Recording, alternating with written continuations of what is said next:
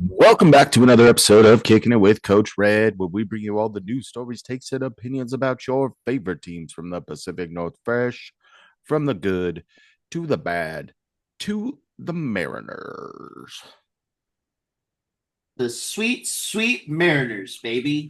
Bittersweet Mariners. Yeah, Um, since we last talked, a little bit of a rough roadie, followed rough up with roadie. a Yeah. little winning series over the weekend. So we've got about 2 weeks worth of stuff to break down. Lots and lots have happened with those bittersweet Mariners. So why don't we just jump right in after we tell you a little bit about us? If you're looking for a guy that is just ready to talk Mariners, maybe more than Aaron Goldschmidt, maybe Goldie might not have anything on me. That's me tough. I couldn't say that That's with a straight face, that's but it's tough. me, your boy Coach Red. You can find me on X at the real Coach Red, on Instagram at the real underscore Coach Red, TikTok at the real Coach Red. Also find the show over on YouTube. Search Kicking It with Coach Red. Like, subscribe, hit that bell notification, and leave a comment or two. And every Goldie needs his Angie Menteg type. And Oh, that's just oh, gonna don't talk you and talk dare. and Don't talk you and talk dare. and talk and talk and talk Don't you dare. I and am talk. more of a hyphen. I am more of a hyphen. Thank you very much. I'll give you the bone. Fair. I'll take that one. Get that NG Min take crap out of here. It's No, Kane. thank you. Yeah, I'm Kane. You can find me over on Twitter, Kane2406, TikTok, and Twitch, Kane0624. Also follow the show's socials over on Twitter and Instagram at Coach Red Pod. Follow us, follow us, follow us. Do it, freaking do it. 2 wins on the road trip. Yeah, not very fun. They weren't very competitive games. And Not when they were, go ahead. when they were, it was in heartbreaking fashion almost. They played enough games tight. They weren't competitive in some games. They clawed their way back. Realistically, for most of the roadie, it was the whole pitching unit. You had Brash give up run late in a key spot. The starting rotation did not look overly optimistic on that whole roadie. You had a good start by Kirby to lead the whole thing off, Yep. and outside of that, it was rough.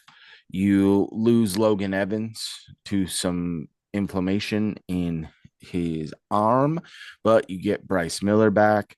Um, when they get back home, they play the A's, and the A's have played the Mariners pretty tough all year. And I think they're the only team in the American League West that have the upper hand going into that series against the Mariners. I think it's pretty close. I think they might be back to even with them, coming ahead 2-1. And even in that 1-run game, losing in extras at home is a tough look. But the bats have really heated up. You're seeing Josh Naylor's power surging. You're seeing Gino getting a little bit more comfortable. Julio Rodriguez has been hot. Uh, Cole Young has had his moments, especially on that roadie. He had back-to-back games with 3 RBIs on the roadie. Cal Raleigh is putting the ball out of the yard at a historic rate. You're seeing Mitch Garver hit the ball out of the yard. You're seeing a return of Victor Robles, which we'll get into that whole debacle. And then why don't we just start with maybe the worst news for me and Yeah. for for Mariners fans that have been through it. Longest tenured Mariner, Dylan Moore, designated for assignment. And Dylan Moore had lost playing time because his stick went the iciest it's ever been. It was Yes. historically bad, but I did think that there was still value with an extended lineup, with his defensive versatility, with his speed to still contribute throughout the rest of the season. Gets DFA'd when Robles comes up. The other thing is Robles is going to be serving a suspension at some point. AAA during his rehab assignment, he got hit 5 times in a handful of at bats. Some of them he was swinging when he got hit, and he chucked the Yeah. bat at Joey Estes of the A's. And it's not the first time that Estes has plunked him in recent memory. He even plunked him down in the minors. And for a guy that assumed his season might be lost, working like crazy to get back to have those speed bumps and then just constantly get plunked in AAA. Yeah, I mean, 5 times in 15 at bats is very, very excessive. I do not condone him throwing the bat. Shouldn't have happened. Is he going to serve 10 games? Also, no. He's probably going to get 5 to 6 games. That's it. I think it could be as low as 3, if we're being honest, 3 or 4. Also, the bat didn't, from what I've, Wasn't because you didn't really close. see the bat angle of it throwing at the person, but wasn't even close. Like, he's mad. You're rehabbing. You don't expect to be plunked Well, the that day many before he got times. plunked, and then he legitimately stood at the back of the box and just watched pitches go by. Like Struck out he because was he was over like, it. nope. Yeah. And then, granted, don't swing at the balls that are coming at you. That's just, oh, well, whatever. That's not what you do. What? I How are don't you supposed to know. protect yourself? I don't know. But like, his were so late and when it happened. But I'm just saying, like, shouldn't have thrown the bat, whatever. Not going to serve a super long suspension, especially if the appeal process is taking this long. I It's mean, kind of, happened last week. There still hasn't been a date set for the appeal, so the Mariners might luck out because they will have to play down a player when he serves his suspension at the major league level. But you could be close enough to the September call ups that you're going to have those 2 extra spots anyway. So you're really only down one guy. And yeah. if we're being completely honest, the Mariners have been playing with a short bench for much of this year outside of the games when Mitch Garver is catching. It's not like Mitch Garver is played in games. There were stretches where Donovan Solano was not taking an at bat for over a week. Yep. Demo was not taking an at bat for over a week. You have Dom Canzone right now because you got Luke Raley back as well from injury. Dom Canzone gets hit on the wrist, and now he hasn't touched the bat in a few days. The Mariners are well versed at playing shorter handed, and they still do have those players with versatility. With the Demo DFA, you've got Solano backing up third base if needed. You got Cole Young that can handle shortstop. You're seeing Jorge Polanco play more in the field. You can have Luke Raley play first base if you need to get Josh Naylor some time off. There is still a lot of versatility within this lineup, right? But outside of, you don't want all of those guys in the lineup at once. I Like, mean, you made the difficult decision to DFA Dylan Moore. I think that if you're being completely honest with yourself, there have been a few games where Mitch Garver has been behind the plate where his catching has cost them runs. Being dude, the able to other, call up Harry Ford before September 1st to make him eligible for a playoff roster is something I think this team can do. And then when you look at some other guys, luckily that have been at the big league level, so you could call them up after September 1st in Masterboni, Samad Taylor, and Leo Rivas. I think all of yeah. those guys can give you more than you're getting from Mitch Garver and Donovan Solano specifically. Don't get me wrong about Garver. Like, it's been a little better last couple of weeks, I guess. But The it's also stick because has he's been. because he's also been forced into the lineup an odd amount of times, I feel like I get it. They're trying to give Cal some time off, but that is the perfect answer, right? Call up Harry Ford because 50% of the time Cal will be DHing. End of story. And Harry also his bat has been hot in AAA all year. What else Yeah. does he have to do? But with Mitch Garver, yeah, dude, Baltimore and in Philly, they were running all over him. It was unacceptable. It was unreal behind the plate, dude. I I texted you will that say I day. will say the Philly game you had Bryce Miller that making his first start back. Bryce Yeah. Miller is not the quickest to home and was really just focusing on pitching and not keeping runners close. So you can give a little leeway on that. Sure. But Some. it was like, what did I text you yesterday about it, or was it earlier in the week? I texted you about Mitch Garver being behind the plate and how bad it was. And it's just it's not good. It's not a good product. Like there are some games where he can frame with the best of them. Sometimes he cares when he throws out a runner, but man, it doesn't live up to the $10 million deal. Well, I think you're at the point where if you're being realistic, Literally put the best lineup out there, dude. Solano and Garver are not part of your best players that you could put on the field right now. Not even close, dude. And Not even Solano's been close. better. Like he has come up big in spots Mm-hmm. when Naylor was dealing with a little bit of an illness, when he was dealing with that little Back thing. back spasm, right? Like Yeah. Solano came in that next day and was 2 for 2. Yeah. Yep. I But mean, it's just not like, long term impactful, right? If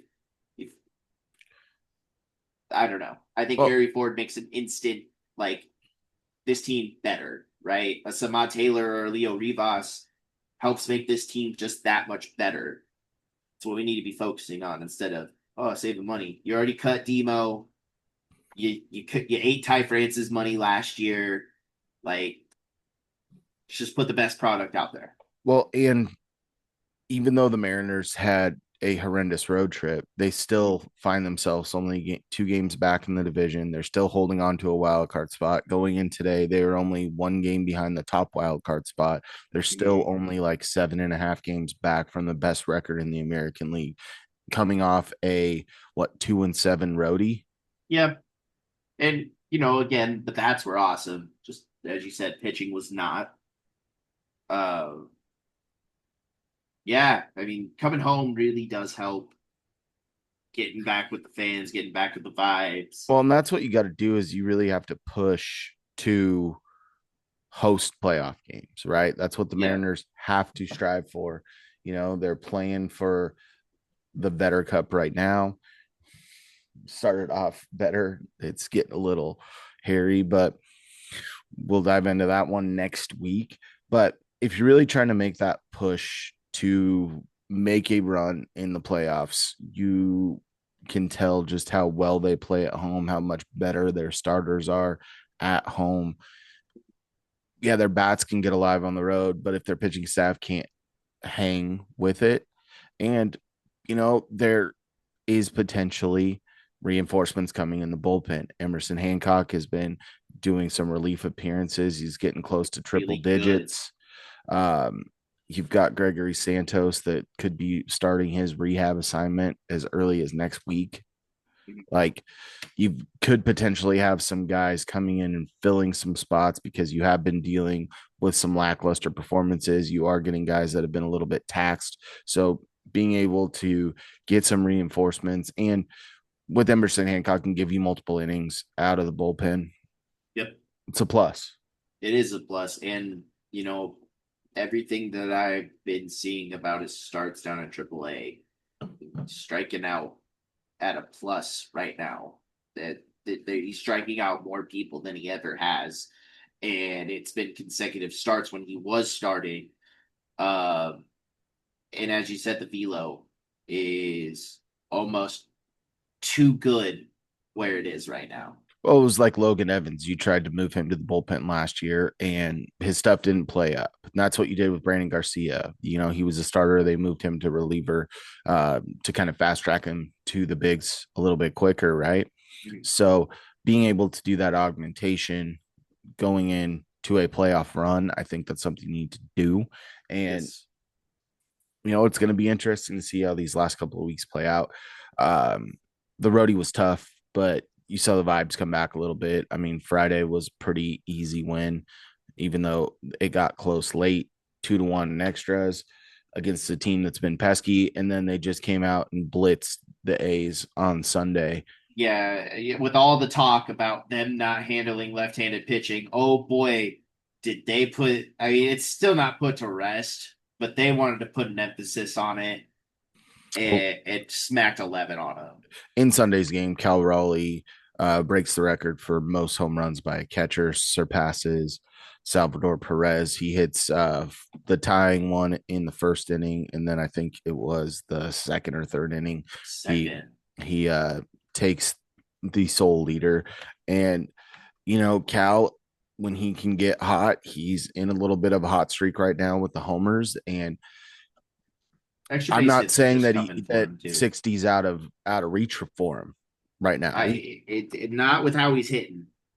And Not he's with how doing it he's from both hitting. sides of the plate, and Yeah, it's amazing to see.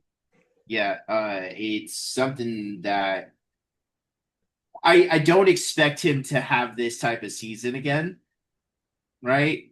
If we're looking long stretches of career, right? Like I don't know, the home runs could possibly be there. I just Having the best statistical catching performance by a position that hasn't really produced that. I mean, when you look at the likes, you had Salvia a couple of years ago, but outside of that, especially with the power, and you haven't yeah, really seen average at the catcher position. It's not what the game is today. But I no. mean, you're comparing him to the likes of Johnny Bench. You're comparing him to Mike Piazza, right? These are guys that haven't touched a bat in over 25 years. Yeah. No, I get you. Yeah, I don't It's expect Kel to do this year in, year out. It's yeah, one of those magical seasons, but can and he it's still just produce at a high level? Of course he can. 100%. 100%. This year is just more special, I feel like, Well, because like and he he's signed the extension, taken a right? step up each of the last couple of years since he Yeah, broke into the league. It's not like this just came out of nowhere, right? right. You have seen him progressively get better. Where you've really seen him take that step forward is his ability to bat right-handed. That was kind of Mhm. his downfall the last couple of years. Put a lot of work in the offseason on it, and it's I the fruits mean, are bared. at one point he was hitting Sub two consistent. hundo against He was hit, right-handed. yeah. And then this year it was over 300. Like he was hitting better from the right side, average wise. I mean, the power from the right side is astronomical this year. He has almost double his amount of right-handed home runs from last year. Cal Raleigh has put multiple balls into the upper deck in left field, which doesn't happen that often at T-Mobile, and he's done it multiple times this year as a switch hitter. That Mhm. is bonker, It's unreal. especially from his non-traditional power side. Yeah, Cal's been fun. It's special. It's super special. All right, we can hop into the statistics that I'm not going to really dive into because 2 weeks, there's not really something out there that does it very well. Offensively, you saw some big time runs scored. We'll jump into our picks to click. I had Eugenio Suarez, which at the beginning of the roadie was still a little quiet, but he really picked it up as it went along. Unfortunately, he and JP got flummoxed by the deep, tall wall in center field in Philadelphia, where both Yep. of those balls would have been homers. But you're seeing the power coming back for Gino after the trade because it was a little quiet. You're seeing him hit for not just homers, you're also seeing doubles. Um, but you had Cal Raleigh. Cal Raleigh, Yeah. what he was able to do, especially towards the end of the road trip and in coming back home, the marine layer does not exist for Cal Raleigh. No. Plus, it's warmer out. It's nice and hot. Like the ball will fly, but Cal Raleigh will win for the offensive side. Yep. Uh, For the pitching side, I think that you had George Kirby that had probably his best start of the year against the Orioles, and then he yes. had a stinker against the Mets. And I think that you really need to you looked at Luis Castillo, and I don't think Luis Castillo had a start that you really looked at and went, "Oh man, what a great start!" Yeah. Yeah. Didn't Oakland light him up too? So will push, but I'll give you the edge because Cal Raleigh is doing things that no one's ever done before. And he sets a record that honestly, hasn't been around for a long time, but is really putting himself in a position to set a record for catchers that may never be broken. And he's also approaching, Mickey Mantle status for most home runs by a switch hitter. It's gonna be something, isn't it? So, Ooh, um, ooh. little push, but we'll go ahead and give you the win. So, Kane, who do you got for your pick to click offensively for the next week? We're going back to the well. Give me Cal again. As we said, he's on a scorcher right now, and I'd be very, very not smart to not take him. Um, Cal, what he's doing is insane, right? And as you said, this scorcher he's on, he's got a real chance to make the season even more special. So give me Cal this week. He's gonna continue to do it again. I believe it's you're playing San Diego and then you're going to Cleveland. So yeah, give me Cal. Coach, who's your offensive pick to click? I'm going to go a little outside of the box. I'm going to go to a guy that I think we maybe have picked once this year. It's a Oh, guy that is going to ride the wave a little bit, but I think especially down this stretch, especially when you see Robles go out, this guy is going to be a catalyst for you in the bottom part of the lineup, and it's Jorge Polanco because I Jorge like it. Polanco is going to give you those at bats, um, DHing when you've got a righty because Cal will be behind the dish, and he is playing second base. Outside of that, his ability to be a switch hitter and also hit the ball well from both sides, I think will be key this week specifically because they need to have a little bit of a heater. You've got the Vetter Cup happening right now. So it's definitely something that you look at that they care about. Mhm. I think Pete Woodworth today said we want to win that goddamn guitar, right? Yeah. For the old And Vetter Cup. So go ahead and give me Jorge Polanco to hopefully be on that roller coaster, but be on that uptick and have a little fun. I like it. It's a good pick. I mean, he has been hitting very well the last week, kind of alongside with the team. All right. Who do you got for your pitcher pick to click?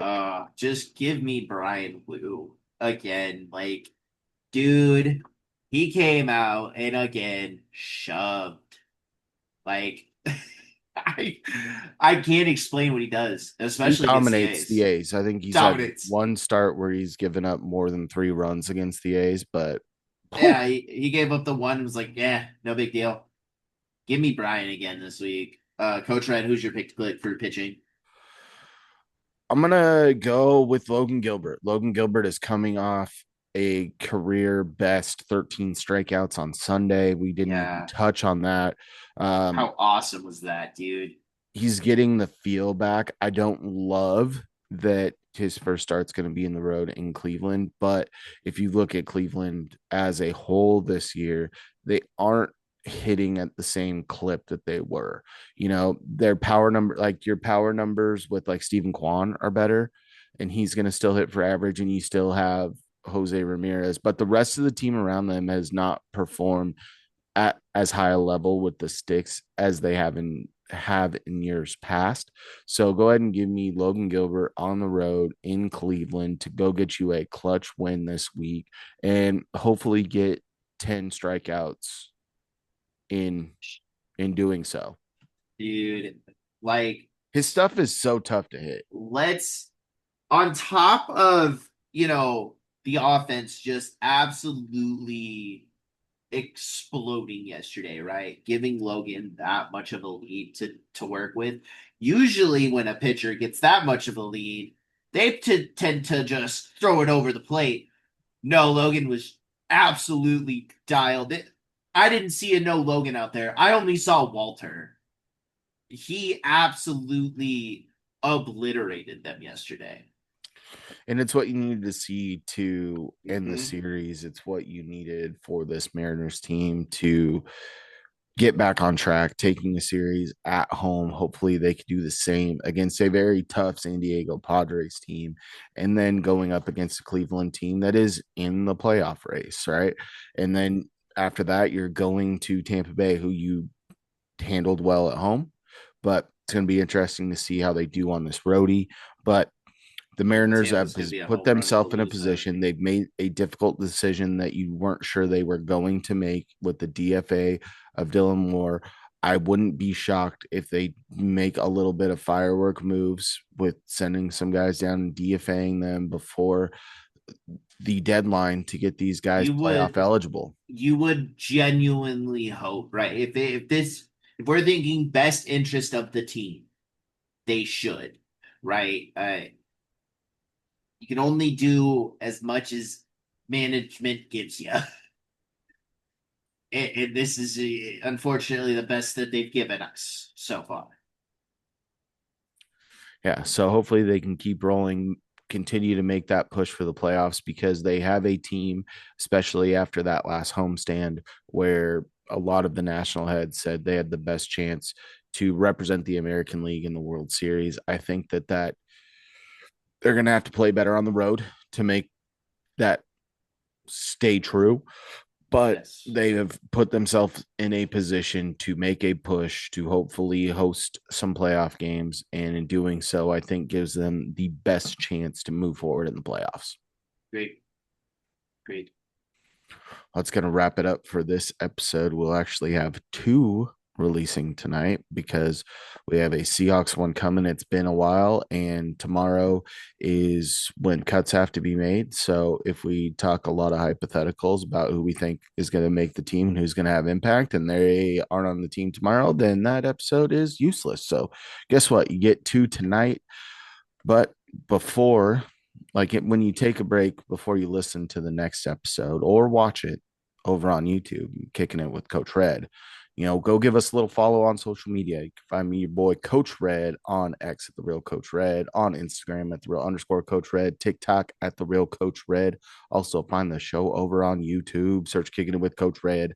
Like, subscribe, hit that bell notification, and leave a comment or two. Kane, where you at? You can find me over on Twitter, Kane2406, TikTok, and Twitch, Kane0624. Also follow the show's socials over on Twitter and Instagram at Coach Red Pod. False. Do it, freaking do it. And as always, stay fresh. Stay fresh, peeps. Peace.